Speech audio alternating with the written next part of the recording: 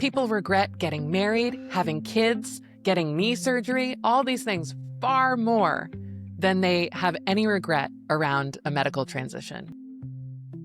I also realized that by not being my authentic self, I was sitting with young people every day who I was encouraging to do the very thing I wasn't doing. My hope is that people see that as like permission to go do their own radical thing. People are still exposed to the messaging every day that at any moment their rights could be taken away and that they are seen as less than. Every day, I'm hearing from a parent who's asking me, when is it time to leave the country?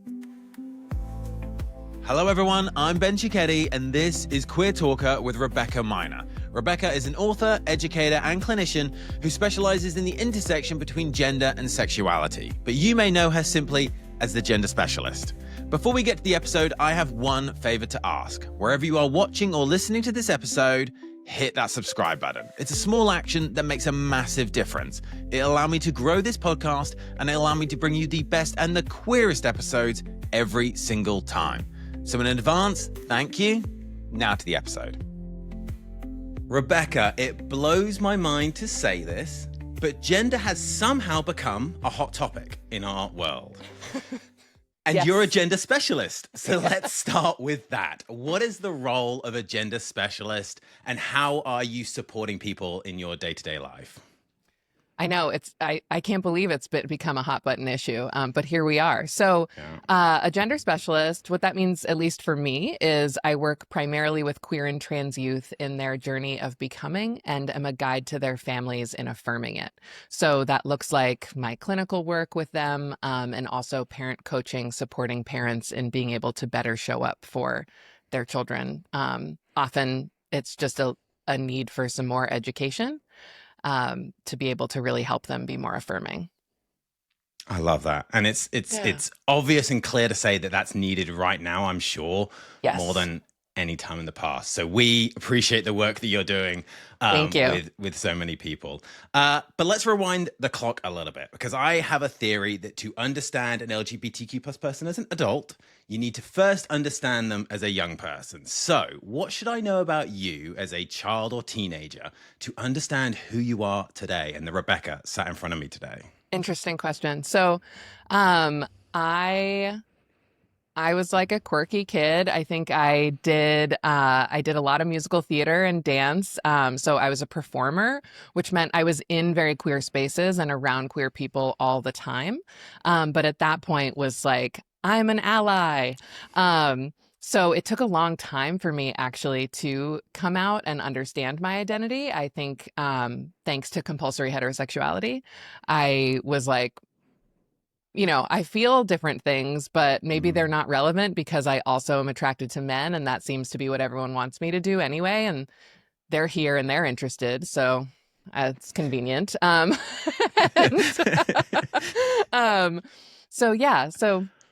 it's a little context. I think I was raised by really strong women, but also like that broke gender norms. So I was never like deeply connected to an idea of femininity in terms of some of the, I think, ways in which we socially expect women to stay small and not take up space and not ask for what they need. So yeah, I think I was a pretty strong young person. And sometimes that was well received and sometimes it was threatening. Yeah, I bet. Yeah. Yeah, I think it's amazing the impact that those kind of family dynamics can have, right? I was talking to another guest about this and who grew up with just brothers, whereas I grew up with two sisters and a brother. And my youngest sister, I'm the youngest, but she's the younger of my two sisters. We were very, very close. So I got to kind of explore things that maybe I wouldn't have got to explore if I hadn't had that opportunity. I got to, as I said on a previous podcast, I was a massive Spice Girls fan. She was a massive Spice Girls fan. I got to learn the dances. Yeah. I got to go to the concerts. So I got to tap into that part of my personality. Whereas I know that some people, and I guess some of the families that you must deal with, don't have that opportunity to tap into that identity. at a No, younger not as age? much. Yeah. And I left out too that I'm the eldest. So our families became blended when I was in middle school, but before that, it was just me and my sibling who's 5 years younger and assigned male at birth. But that never stopped me from dressing them up in all kinds of ways and putting on a lot of shows. Sometimes we joke now, like, was it the Tina Turner dress and wig that caused some of this? But it wasn't. To be clear, we know that Yeah. that's not how identity works. Yes. Um, but yeah, we had a lot of fun growing up and playing with gender and identity. I love that. Yeah. And then if you take yourself back to that time, do you remember the first LGBTQ plus person you just kind of became aware of, either in real life or through the media? And what impact do you think that had on you? Yeah, so my grandparents had a house cleaner whose name was Dennis, and he was a fabulous gay man. And I remember meeting Dennis's partner. I guess I learned years later actually that my grandfather helped sign for an apartment for them because the landlord wouldn't allow them as a gay couple, I guess, Okay. to secure the apartment. So he did. And then I guess they were able to work it out from there. But yeah, I loved Dennis. I named my Roomba after Dennis. Um, um, but yeah, he was kind of iconic in a very like 90s gay man kind of way. And then so like I had a picture of what it meant to be a gay man. And I think I saw some of that in the media too. I think my first sense of like knowing a lesbian was probably my, or at least who like stands out to me. It was my sixth grade English teacher who like wore cargo shorts and like button down shirts and was like, look, now I understand her to be like a pretty butch lesbian. But at the Yeah. time, I think to me, I was like, oh, well, that's not me. So it didn't help me understand anything about myself. And I certainly had no representation of bisexuality or any kind of fluidity or queerness beyond the kind of binary structures of either being a gay man or a lesbian woman. Yeah, and I think what's interesting and what's quite nice actually for you is that those were real world people that Yeah. you became, exposed to. Whereas I think for a lot of us, TV movies are kind of where we get that initial exposure. And for me, 1986 baby, I grew up through the 90s, where often the fact that they were queer was the challenge. That was Yes. the struggle they were going to go through. And therefore, it kind of made you feel like, okay, so if I identify that way, I'm going to struggle. And Hmm. then bisexuality wasn't explored at all. No, Luckily it is more now. We have characters um, on Heartstopper and other things that kind of do explore the bisexual characters, but that exactly. wasn't the case back in the day, and definitely not in my day No, no, anyway. no. Yeah. And I was born in 89. So just a few years later. But yeah, certainly not. And I think, especially when I think now about trans representation, Mm, my first exposure to that, I think, was on like the Jerry Springer show or Maury Povich when I like stayed home sick one day and, was watching daytime television.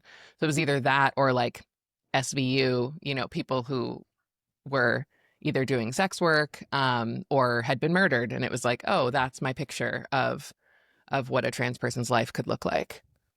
yeah, and I think also a lot of the early trans representations were men dressed as women or Oh, women dressed completely. as men, which Hmm. sent this message. And there's a fantastic documentary on Netflix, which I'm terribly Disclosure. forgetting the It's called disclosure. Disclosure. Gotcha. Yes, they talked exactly about this, and that it gave this impression that that is what being trans is. Being trans is wanting to dress up as a woman, not actually being a woman in Exactly. yourself. So those early exposures, especially for trans people, must be quite difficult to detach themselves from, as you say, that representation that we did see. Yeah. And I think a lot of us as queer people, what we look for and what we strive for, or I particularly strive for, is authenticity. When do you think you first reached a point where you not only felt authentically yourself, but then felt, okay, I can bring that authenticity to everything that I do? That's a good question. My initial thought was college, but then I was like, that's not really true. I think it was probably in my late 20s or like through my 30s. I didn't come out publicly until uh maybe 5 years ago. Okay. Like people who were close to me Yeah. knew, and like my spouse knew, and my friends knew, and I swear my family had known. Sure, I mentioned it at some There's point. differing standpoints on that. Okay. But but I finally decided to just like put it on my website. Yeah. And so when I say publicly, I mean also professionally. Because I had been wary about that, especially given the work that I do. I didn't want parents to think I was pushing any kind of agenda. Mm. But I also realized that by not being my authentic self, I was sitting with young people every day who I was encouraging to do the very thing I wasn't doing. And so it was actually them that really inspired me to just rip the Band-Aid off and be like, this is me. And yes, I have a cisgender husband and I'm still queer, and both of these things can be true. Yeah, I love that. And you talked about kind of the people that you work with. I spend a lot of time thinking about representation kind of in my day job as a queer leader. How can I ensure that other people see that it is possible to have successful careers and be authentically yourself? Mm-hmm. So when you think about growing up, who inspired you growing up? And obviously you do incredible work and you're a public figure. So how do you hope you and your work inspires others? Whew, okay. It's a big question. It is. um, who inspired me? I mean, I think I was inspired by not necessarily people who were doing the kind of work that I'm doing, because I don't think I really saw anyone doing Mm, that. I think I was inspired by people who were like speaking up and kind of going to the beat of their own drum yeah. and like walking the walk. Um, and so my hope for the like what my work imparts, especially on young people, is that they see what's possible. I think a lot about possibility modeling. Um, and that Explain that to like me. What's possibility modeling? What is that? the idea that like if we can't see something or someone that represents what we wish to be, it's harder to believe that it's possible. Mm, And so to me, like having queer representation in media is possibility modeling. Like yeah. one of my clients once was like, well, I don't know any queer adults. And I was like, well, you know me. Yeah. And she was like, oh, really? I was like, yeah.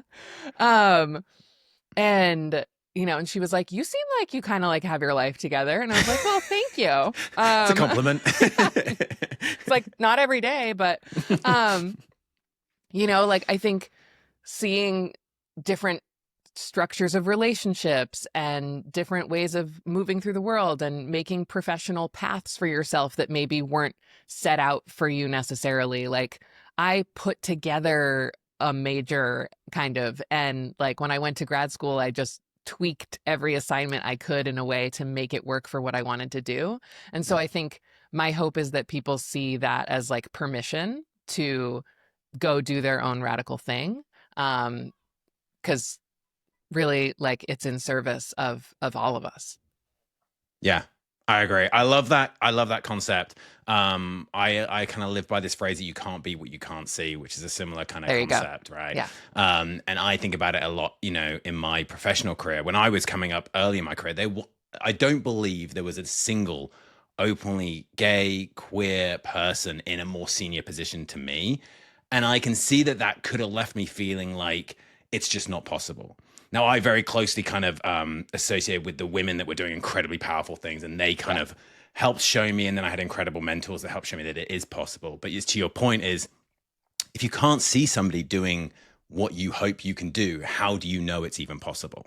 Right. So let's get into some of the more nitty gritty. And clearly, as we touched on right at the start, somehow gender has just become massively politicized, Yes. both sides of the pond, here in the UK, but I think particularly right now in the US with the current administration, some of the initial executive orders that were issued, Mm-hmm. for example.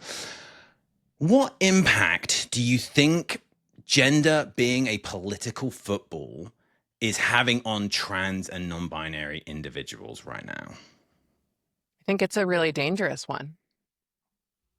Yeah. Um, I think no matter where you live, in whether both in the UK and in the United States, but no matter, for the focus of my work tends to be here in the States. I happen to live and practice in Massachusetts, which is one of the safest places to Yeah. be. And yet people are still exposed to the messaging every day that at any moment their rights could be taken away and that they are seen as less than. Um, and holding that marginalization and oppression is painful. Yeah. And especially for young people, I think to feel like, what kind of future do I have, or will there be for me in this country if those at power don't even seem to want me to be here?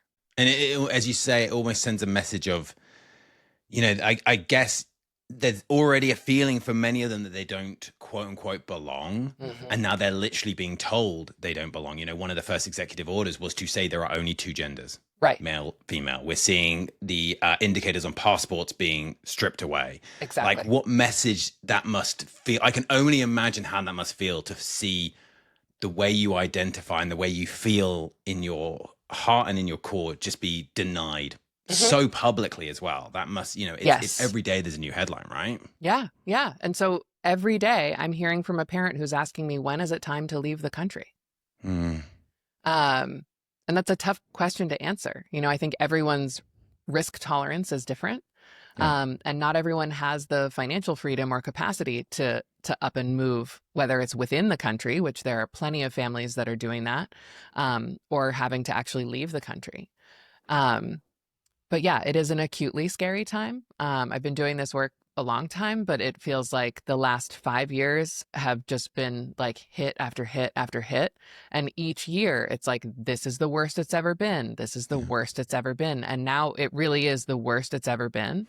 And the numbers show that it is having a major negative impact on mental health in a population that's already at far greater risk.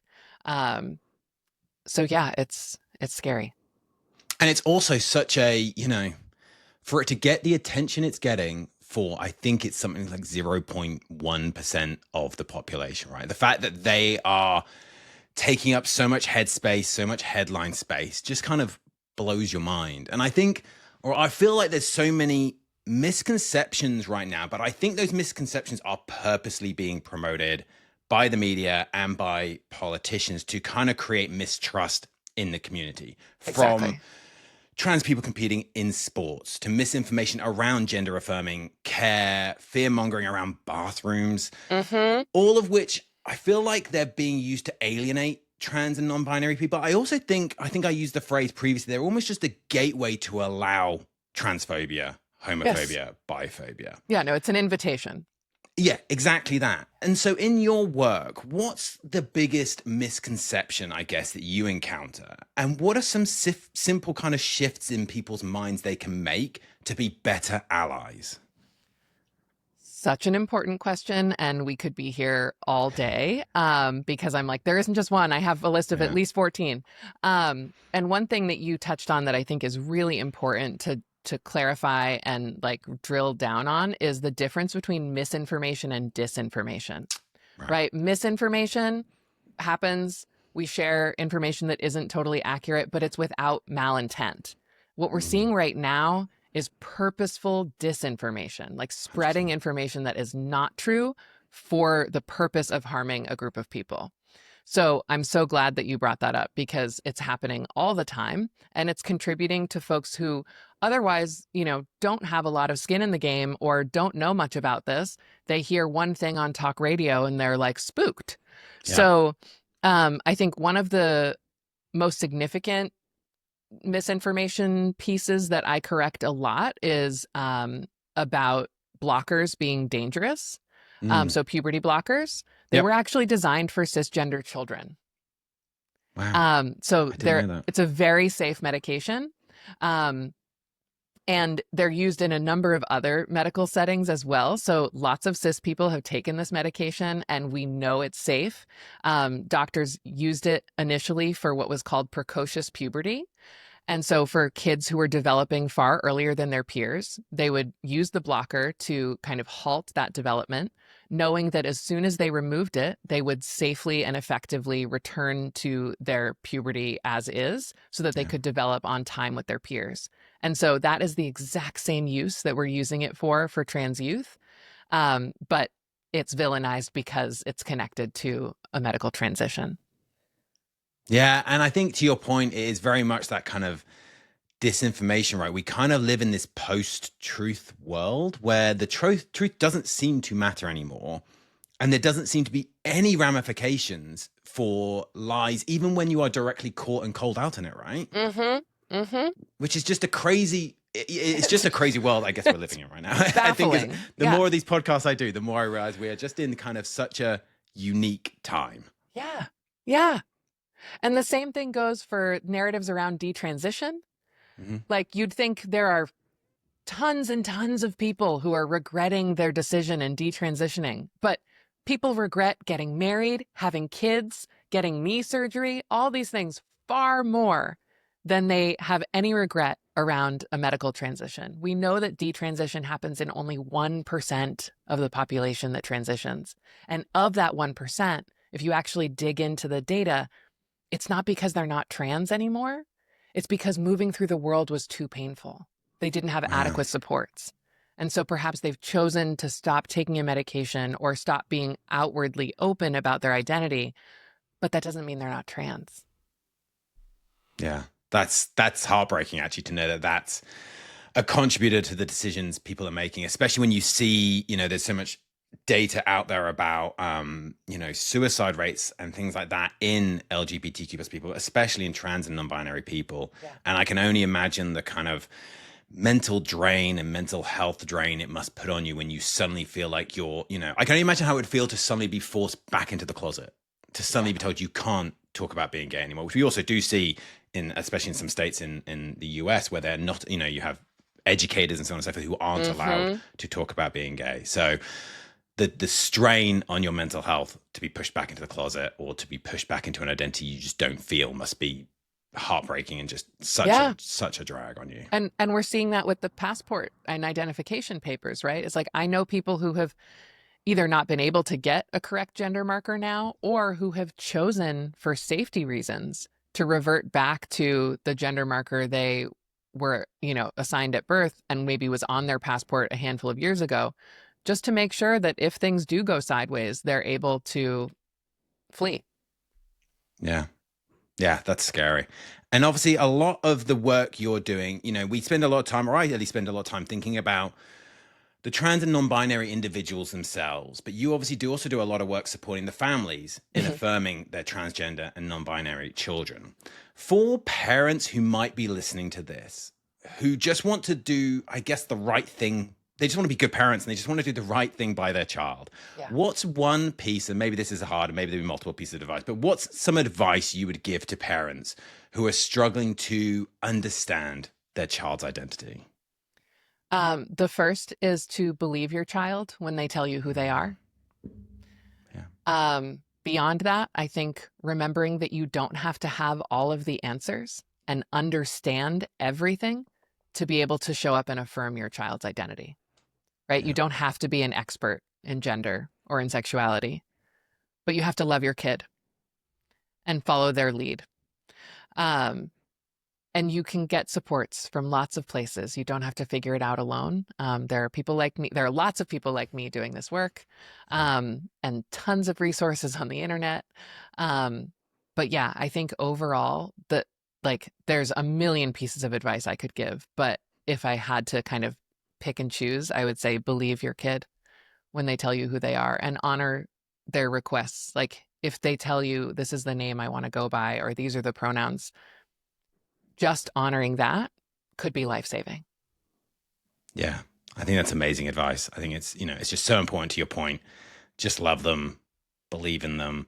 There are challenges we're seeing in the UK around whether, for example, teachers are required to tell parents if they're asking for to use different names or to use different genders than they were assigned at birth. And that's a challenge, right? Because, I'm assuming, and you correct me if I'm wrong, I'm assuming the parents that you deal with are mostly people who want to go on this journey, NFO. But there's a whole swathe of parents who don't want that. So do you have any kind of exposure to children who might be struggling with that family dynamic? Or is it mostly families who you feel are much more supportive that you kind of tend to deal with? I have a mix. I think the parents who choose to hire me for parent coaching are certainly they're opting into that Yeah. experience. Sometimes one of them is more bought in than another. Um, but I've certainly worked with plenty of young people over the years who did not have parental support. And even the parents who hire me for parent coaching sometimes do so really reticently, Mm. and still really push back. Um, Is there any advice, I guess, you could give to bring them along on that journey, or is it kind of a closed door at that point? I don't believe in a closed door when it comes to this. I think I've had the experience now of seeing enough parents sit in discomfort and Mm. and move the needle.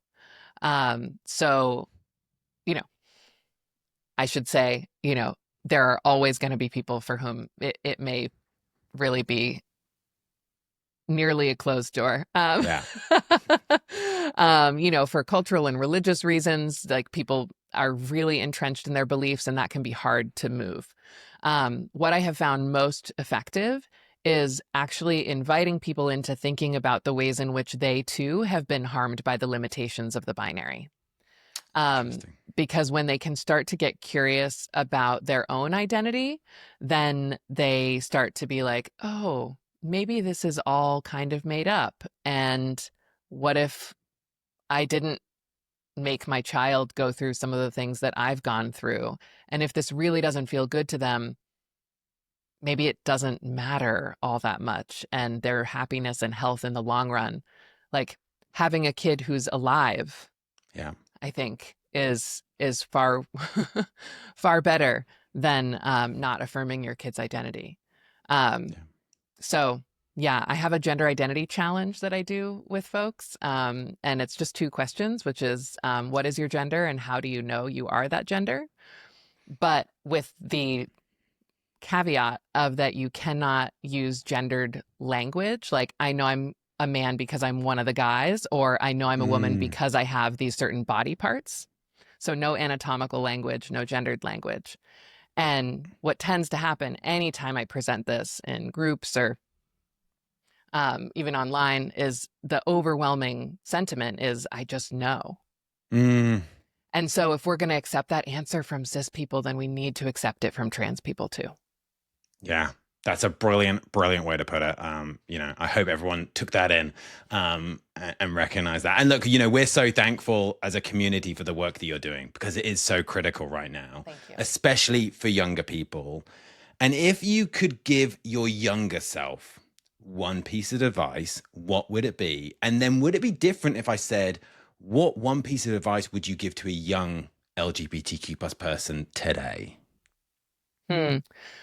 It might be. I think what I would tell myself is it's okay to not be okay. Hmm.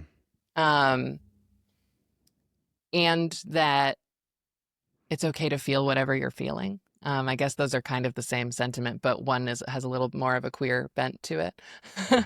Yeah. um, and in terms of LGBTQ youth today, I think I I would say, um, like, we love you, we see you, we're fighting for you, um, and I hope you'll stay, Yeah. because there is a bright and beautiful future available to you, despite I love that. all of this mess. Yeah, I love Yeah, that. There's hope, which there is is. the most important thing, right? Yeah. Um, and I think that's a great way to kind of thinking of hope to move on to our rapid fire questions. Um, who is your favorite queer icon? Because we love an icon in the queer community. Who would be your favorite queer icon? I have such a hard time with favorites, so I'm really going to do Okay. my best during this. I'm going to say Marsha P. Johnson. Mm, it's an incredible answer. It's an incredible Thank you. answer. There's a question that's coming, which she is my response to. So we'll come to that in a second. What is your favorite queer TV show, movie, musical, or book? Well, I feel like every musical is queer. It's the So vibe. my favorite musical is Last 5 Years by Jason Robert Brown. Even though it's not necessarily a queer story, I just saw it performed by two women and it was Oh, stunning. okay. So they just did a little gender twist on that. But I'm also a sucker for Queer Eye. And I know it's a I little love that. basic, but I love it. I cry Yeah. every time. Yeah. And I started watching it when it was, the original show. Yeah. Yeah. And I think that was part of my queer journey growing up. Yeah, I love that. I love Queer Eye. You talk about giving people hope, but also spotlighting so many incredible people and so many different things that are happening in our community. It does an incredible job of that. Yeah. If you had to lip sync for your life, what song would you choose? I'm just going to go right off the top of my head and say It's Not Right, But It's Okay by Whitney Houston. Love that. I love that. Thank you. That would take a lot of sass, and I can totally kind of feel that, and I can Yeah. see that happening. Yeah. I think that'd be amazing. I used to dance to Whitney in the like reflection of the like glass door we had in our house. I had the Divas Live 98 VHS, and honey, Nice. it was a time. Yeah. She was living. I Yeah. love that. I love that. Yeah. And this is the question that I was referring to earlier, because my answer to this question is Marsha P. Johnson. If you could have a drink with any queer person, dead or alive, who would it be? I think to have a conversation with Marsha P. Johnson about pre-Stonewall, post-Stonewall, Stonewall itself would be incredible. So that's my answer. But who would be your choice? Absolutely. But now that I've already used her, I think I'm going to have to go with, I'm inviting two people. I don't care what the Let's do it. Let's do it. I I'm down. reject your single option. I want to say Nina Simone and Billie Holiday. Wow. Yeah. That would be amazing. That would be a great session. Yeah. I don't know if they liked each other, so we'd have to work that out. But but they both did incredible work and are now recognized as kind of bisexual icons. So Yeah. yeah. I love that. I think that'd be amazing. Final of the rapid fire questions. Who in your network would you like to hear on this podcast? And what one question would you want me to ask them? I think I would pick Chase Strangio, who is the attorney for the ACLU, who's fighting in the Supreme Court for trans youth. And the one question I think would be, oh, I have so many questions. It's hard. Welcome to my job. Yeah. I think my one question would be like where they see the future of gender in 50 years. I love that. That'd be an amazing question. Well, we will definitely try and get them on the podcast because I feel like that would be an incredible conversation. Yeah. Rebecca, thank you so much for being on the podcast with me today. It's been fascinating to talk about gender in such a level of detail, but also I just find the work you do so inspiring, but also just so critical right now. So I hope everyone listening to this podcast checks you out, goes to your Instagram, goes to your website, learns more. How can people get involved in the work that you're doing today? Thank you for asking. Well, my book is coming out in September. It's called Raising Trans Kids, What to Expect When You Weren't Expecting This. And pre-orders make a huge difference in terms of sellers wanting to stock the book to make sure it gets in the hands of those who need it most. So that would be a huge help. You can also donate copies to families who live in hostile states and may not have access to it, should it be banned. But otherwise, you can find me at genderspecialist.com or genderspecialist on Instagram. I'm easy to find. And I have tons of resources and opportunities for active allyship. So I hope folks check it out. I love that. Please do. We'll put links to all of that in the description of this podcast. Check it out. Rebecca, thank you so much for being on the podcast with me today. Absolutely. Thanks for having me. Quit talking walls.